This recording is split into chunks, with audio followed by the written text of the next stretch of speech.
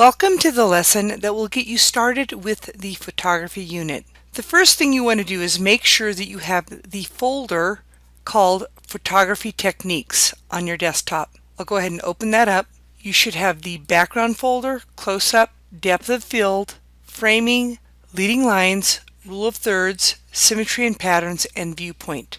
If you double-click on the hyperlink, you should be able to open up the site that has information on the techniques.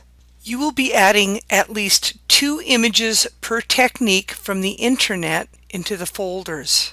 You will also be gathering as many images per technique as possible as you take photos throughout the building. Those of you that want to are welcome to take photos at home if you so choose, or on a trip if you so choose. Once you have those images, you will be putting together a multimedia presentation in Animoto, which you can showcase on your online portfolio website. The first technique I'm going to represent is background. Before I look for background, I'm going to go ahead and go to that website that's available in that folder on the desktop.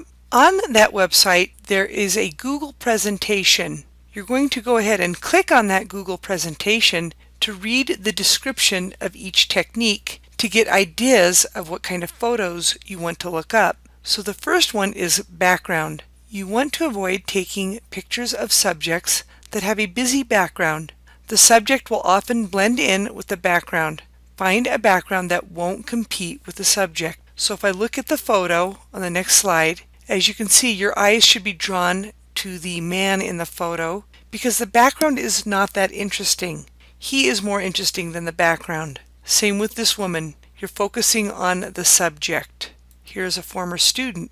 Notice the background is pretty boring, so you're focusing on the subject. Here's another example where you're focusing on the subject. So I'm going to go ahead and go to a site called Pixabay.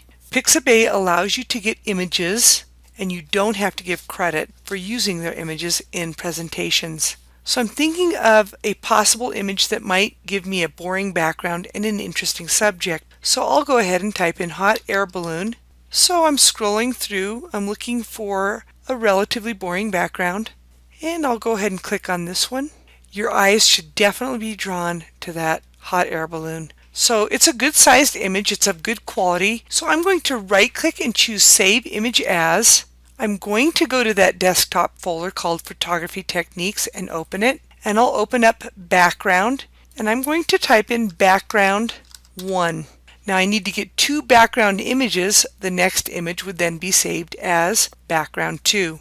I'll go ahead and type in a baby, and I'll go ahead and scroll down and look for a baby that does not have an interesting background. This would count as a background photo. So I'm going to go ahead and right click, Save Image As, and I will call that one background 2. I have 2 images in the background folder, so now I'm going to the second technique. I can go back to that presentation, and the next one in line is close-up. So I'll read the description, get ideas, I will look at the examples, and these are very good close-up images. Now I did take this one at school, so I got really close up to the water fountain so you can see the details of the water. Here's another one that was taken. It's a little blurry, I'm not so happy about the quality, but you get the idea about what a close-up should look like. So for close-up, I looked up bug, because often photographers will get really close up to bugs just to show the detail. And I like this one a lot. You can see the incredible detail of that bug. So I'm going to right-click, Save Image As. I'm going to go back to that Photography Techniques folder, open up Close-up, and I will name this one Close-up 1.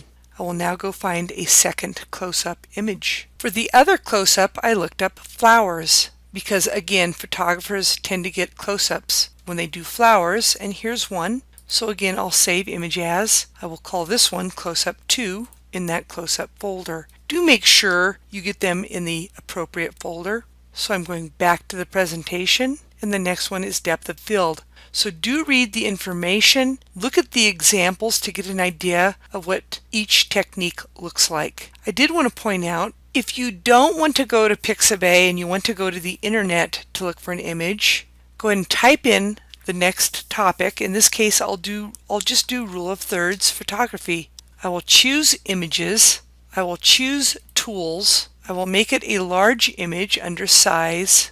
Under Usage Rights, I will choose Labeled for Reuse. You don't want to do Labeled for Reuse with modification because you will not be making changes to these images. I'm going to remove photography from my search because I'm getting a limited number of photos that work.